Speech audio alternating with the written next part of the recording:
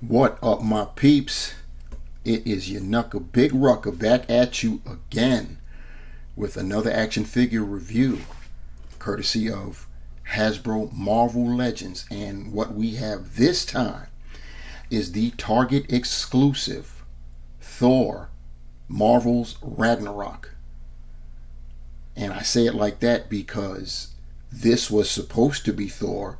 This guy actually,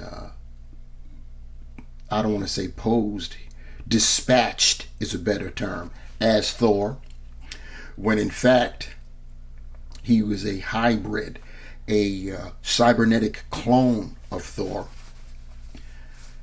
Tony Stark, Reed Richards, Hank Pym, they all had their hands in the soup that created this guy. Ragnarok is he's got some notoriety because he was created during the first Civil War, and he was when no one knew that he was a clone.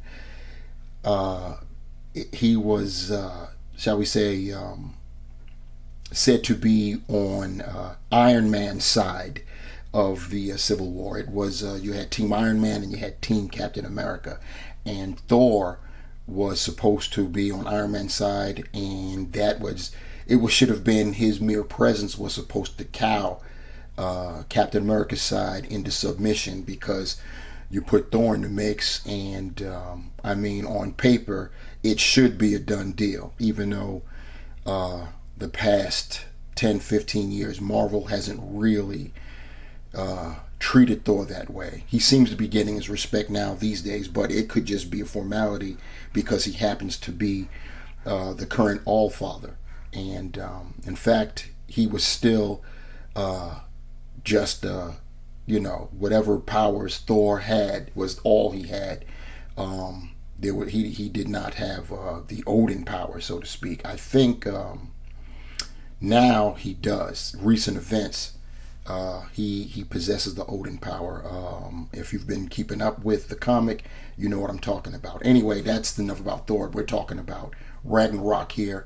One of the key events within an event within Civil War was this guy was he was responsible for the death of Bill Foster, aka Goliath, formerly known as Black Goliath, but after some years he simply dropped the black part because it was quite obvious he was black, so he just went with Goliath. But he tried to stand up to Thor, or in this case Ragnarok. They were all under the impression it was Thor, and Raggy basically killed him. He shot some lightning through Foster and it took him out. Foster actually passed on as a giant, and since his cells were deceased, they did not shrink. Unlike when you get knocked out, when someone like a size changing character gets knocked out, or if they alter their appearance in any way, such as Colossus, when they get knocked out, they return to their original form. But I don't know what would happen with Colossus if he passed on in his metallic form, but I know that anyone that is size changing, if they're knocked out, they return to their original height.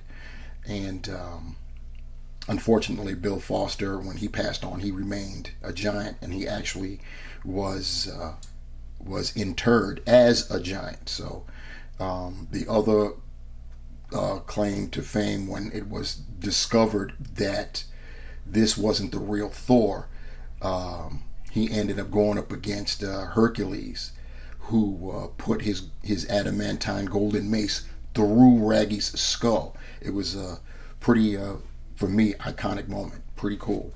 Anyway, here we have Thor's Ragnarok in deluxe packaging, as you can see there.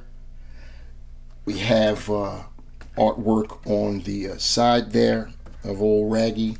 On the back, we've got some excellent artwork He looks like, I mean, yeah, he looks like what he's supposed to look like. He looks like he's Thor.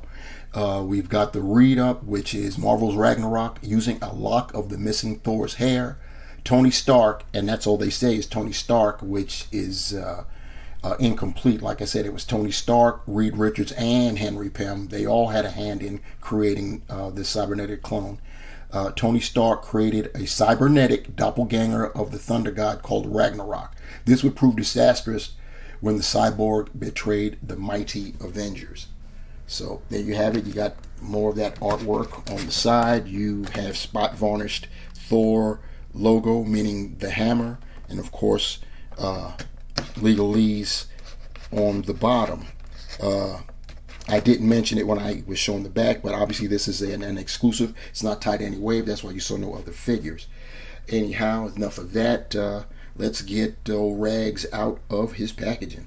So here we have Ragnarok out of the packaging, and this is our first look at him. And as you can see, this is based off of the 80th anniversary Thor figure. It's the same exact figure, just with some slightly different paint applications, and of course a different head sculpt. This is how he came out of packaging, with the partially destroyed cybernetics exposed head sculpt and left cybernetic hand.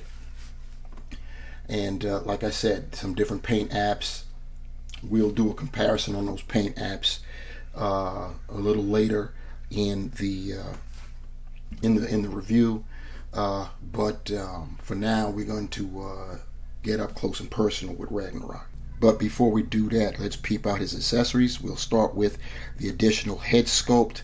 This is the same head sculpt as the first 80th anniversary Thor, with the only difference being the eyes are red. So that's to signify that this is the clone Thor. Those of you that missed the 80th anniversary and you want to pick this up because you want a Thor based on the 80th anniversary, but you don't want to pay those prices in the secondary market, eBay, I'm talking to you, you can go ahead and get this figure, but just keep note that you're going to have to deal with the red eyes, unless of course you're good at customizing and you want to attempt to change them up yourself. I wouldn't dare do it, but that's me. And yeah, there are other differences, like the hair is just slightly different than the original, and like I said, we'll compare that. And I need you guys to take note of the wings on his helmet.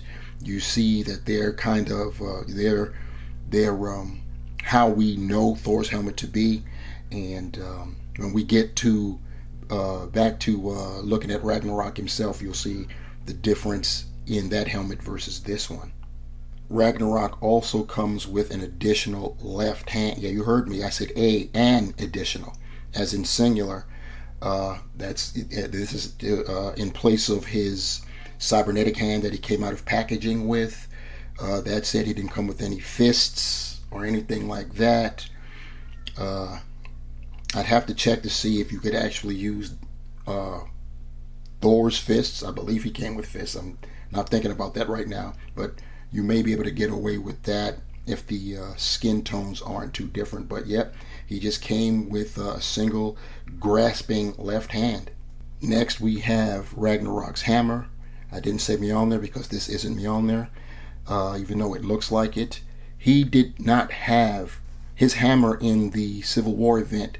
Did not look like Mjolnir. It was shaped like it, but it didn't look like it, like how we're seeing right here.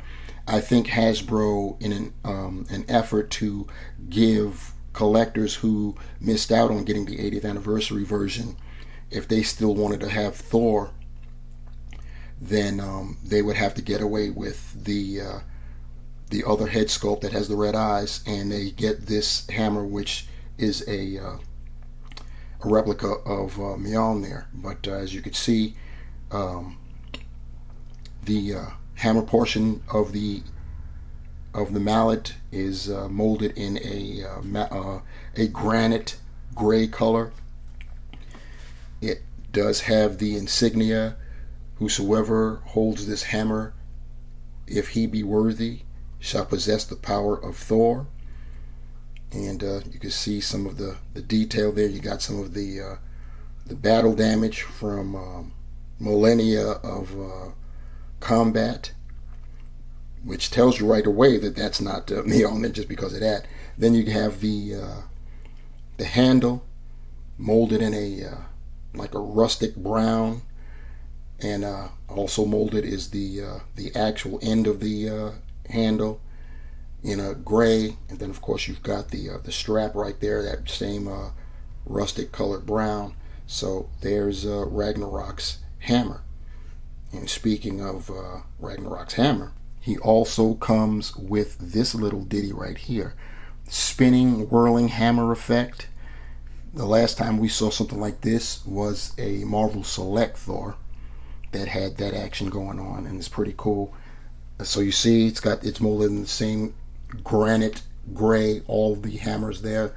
There are 8 hammers in full in total, and it's basically molded the same way as the individual hammer is. And then you have this swirl effect that's a transparent, a translucent light blue. On the interior is the handle where Raggy would hold, or Thor, if you want to use it for that, would hold the hammer. And he's got the inscription on all 8. So there we go. I think that looks like that's in focus enough. So yeah, so that's pretty cool. So yeah, pretty cool effect. So here's Ragnarok up close and personal. And first things first, let's talk about the helmet that I was mentioning before. You'll notice that this helmet on this head sculpt that came out of packaging, the wings are extended. They branch forth the top of the housing and the bottom. I call it a housing. And here's the other head sculpt, so you can see the difference right there. So pretty cool. I still wondering what Hasbro was thinking, their thought process was of that. I have to check to see if Thor ever wore a helmet like this, or if this is just supposed to be another distinctive difference between the genuine Thor and Ragnarok. We also have on the other side there, you can see where Ragnarok got battle damaged, and I believe this is supposed to be an homage to when Hercules bashed his skull in. I believe it escapes me if he incurred any damage prior to Hercules doing him in that way, but very nice effect. You can see the red eyes, the undamaged side, the eyes are red, and the damaged side, you see that not only is the skin been removed and his cybernetic skull exposed, but that eye as well. So there you have it. Going down, you have it's basically the same as the original Thor, his original costume, his chest and torso plates and crotch plates too, painted in a nice silver, so that's cool. His belt painted in a beautiful gold. The emblem is more gold than the rest of the belt itself, but the belt is also a very nice color. There's more of those plates. Looking on his left side, there's that cybernetic hand, fully cybernetic. I believe this is the first time we've seen that. And of course he's got his wristbands right there, and then going further down, it's got the blue legs, and then you look at his boots. It's got the wrapping. The boots are definitely a different color than the original version, and the way they're painted, everything they're painted just the one color. The original version, and we'll see in a few moments. The way they painted the original version, it's like these wrappings, they made them look like they were actual wrappings, so you had black gaps in some of the spots there to make it look somewhat genuine. And then of course you've got the feet, turning them around. You've got that not soft goods cape, the rubbery kind of cape. So it also makes Ragnarok kind of heavy. You know, they don't want to fall over. So big as this figure is, he'll still have issues trying to stand. And yeah, it is what it is. But that's how our Ragnarok measures up. Peeping his articulation, starting with the head. He's got all that hair, and so you're not going to get much getting his head to look down. That's about as much as you're going to get. Looking up, that's all you're going to get, so you can scratch that. He can turn left, right, but you're going to be impeded by A, the hair, and B, the cape, so you're not going to get much. He's got very minimal rotation left and right, or I should say tilting left and right, so attitude is practically out of the question. In terms of his arms, his shoulders, he can get a 90. He could do a 360 if you sweep the cape out of the way. He's got a bicep swivel, double jointed elbows pinned, because this is a buck from a few years ago, so you know we're not going to get the pinless. But hold that thought in that regard too. Of course, with the wrists, they rotate and they hinge horizontally. On the left side, or rather his right side, his hammer hand, it rotates vertically, dice roll.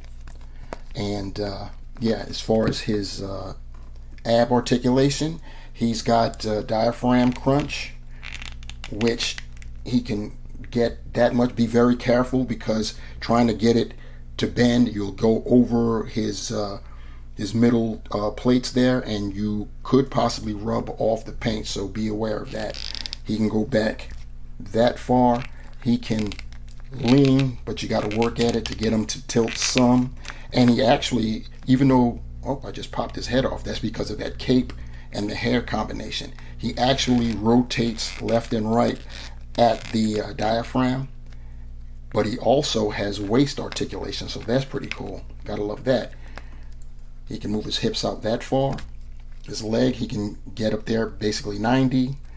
Go up back, not so much. He's got thigh rotation, and he has double jointed knees. But Pete, you've got pins, right? And I actually looked to see if his pins were actually hidden, but where the connection is, you would be able to see it. So I believe this is actually pinless. I could be wrong, and maybe the pin is lower than I think it is, but I doubt it, because I look at the knee joint right there, and where it would connect, it would be somewhere around here, and you can look in there, you don't see a pin. So I could be wrong, but hey, whatever. He does have rotation here at the calf, but it looks ugly when you break it up. It breaks up the whole mold. And he does, he can point his toe that far forward, that far up, not too much. He has ankle pivot, and of course holes, peg holes at the bottom of his feet. When you change out Ragnarok's hands, or hand, keep in mind that the wristband is a separate piece. So when you pull that hand off, it may go flying. So definitely keep that in mind. Here's Ragnarok with his additional head sculpt, his flesh-colored left hand, and of course wielding fake Mjolnir. And here he is wielding his spinning hammer. And shout out to MCU Collector 24. He did his review, and he was curious about if he could actually spin the hammer and take a photo and actually capture it spinning, and he was able to do that. So you know I'm going to try to do it. But yeah, here's Ragnarok back to how he came out of packaging, wielding his whirling hammer. So here we have Ragnarok on our right, next to the one true Thor. This is the 80th anniversary version, as I'm sure you're all well aware. And you can see, look at the helmets, the differences, and not just that the Ragnarok has lower wings on his helmet, but those wings are actually molded in a like a vanilla white, whereas all of Thor's helmet is molded in a well, the wings actually look kind of plastic, like they look kind of cheap there, but the helmet itself molded in a grayish silver. It's got some marbleization in there, whereas Ragnarok's helmet is definitely painted with a better looking silver. So you've got that. Then look at the boots, as I stated earlier. Look at Thor's boots, the bands, the way they're painted, the way they're designed. They show that they are actual leggings, they're wrappings, and you could see Thor's legs peeking out from underneath, whereas on Ragnarok they just painted the whole thing, and you see the differences in those colors. The hammers, the respective hammers, have some paint differences too. Thor's is less granite-like in terms of color, and yep, that's about the size of it.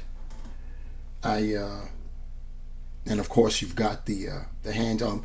And in case you're wondering, yes, of course, that's a soft goods cape, courtesy of Daredevil 19. I'll put a link to his Insta in the description below, and I may be hitting him up to get another cape for Raggy there. Pretty easy to install, and yeah, so there you have it. Next up, for comparisons, we're gonna go with Ragnarok's two most iconic moments. First being with the guy he took out. We got Bill Foster, aka Goliath here, and yeah, so this is, of course, this Goliath is from way back in the day with Hasbro. This was actually a Marvel Universe figure. This giant man is supposed to be scaled with 3 3/4 inch figures, so he actually appears even larger, even though, I mean, it's nothing to sneeze at for Marvel Legends. So yeah, there you have Bill Foster. I was about to say Giant Man, Goliath. And of course, the guy that was a part of Ragnarok's second most iconic moment, the guy that caved in his skull, we have got Hercules himself. So to sum it all up, the Marvel Legends Target exclusive Ragnarok Thor clone, also goes by the name of Clor, by the way. I know I didn't mention that earlier, but yeah, he was actually called Clor before he ended up taking on the moniker Ragnarok. So yeah, there's that bit of info into Ragnarok's history. But sum it all up, we all love the 80th anniversary Thor figure. The size, everything looks really, really well. As far as the differences in the paint apps, the helmet is definitely an improvement over the first version, with the way how the wings are molded, and of course with the cybernetic face exposed skull, the extended wings, the paint apps on his chest, whatever you call those, chest plates on his torso, as well as his belt. Great paint app improvement there. Different color for his boots / wrappings, and it's unfortunate that they just went on and painted the whole thing. I like the effect on the original Thor, where you can actually see his legs peeking through the wraps. It's pretty cool. His hammer is, even though it's accurate to Mjolnir, it's inaccurate to what he carried in Civil War. But once again, I think that's because Hasbro was looking out for those that possibly did not get that version. So even though they'll have to deal with red eyes, they'll still be able to utilize it as Thor if they so desire. So that's pretty cool. And yeah, it's yeah, gotta love the figure, really do. Another downside is the lack of a pair or pairs of additional hands. We only get the one flesh colored left hand, no fists, no right grasping hand, you know, extended or anything like that. So that's not a good thing either, especially when you consider, you guys may or may not know this, but when Ragnarok was first announced and revealed, they showed an additional hand, and next thing we know, when we get the official image of in packaging and you know, stuff like that, it was conspicuously absent, the other hand. And then Hasbro came down with some type of announcement / apology / excuse, whatever you want to call it. But whatever, it was unfortunate that we didn't get that extra. We got some decent accessories. The whirling hammer is a very great accessory, so you've got to love that.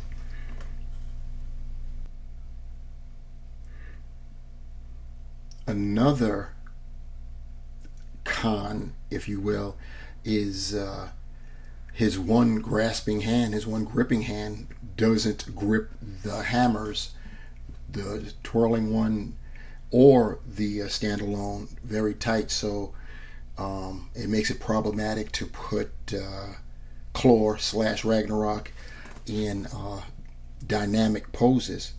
But it is what it is. Gotta do what you can, work with what you got, huh? At the end of the day, Ragnarok is still an excellent figure, simply because it is based off the 80th Anniversary Thor buck, and there's still decent amount of playability, and it's especially great for those that missed out first time. They can get this figure, and they can you know, have their Thor.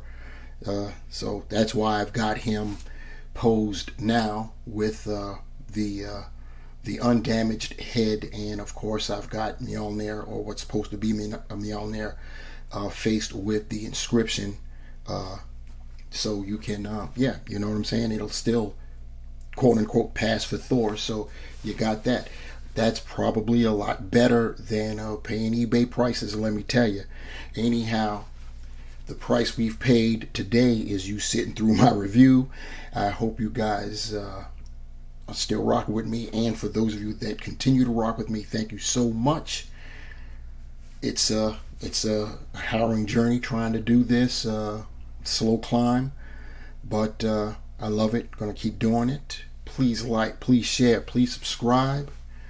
If you want to be notified for the next time I upload another video, just smash that bell and it'll happen for you. Also, please comment below. The algorithm loves comments, and you know, give me your thoughts, your ideas, your criticism. I'll take it all, you know what I'm saying? So yeah, thank you guys. Your knuckle Big Rucker, Big Ruck D's. The ruckus is about to be out. So until the next time, my peeps, remember, the hunt continues, and I am out. Peace.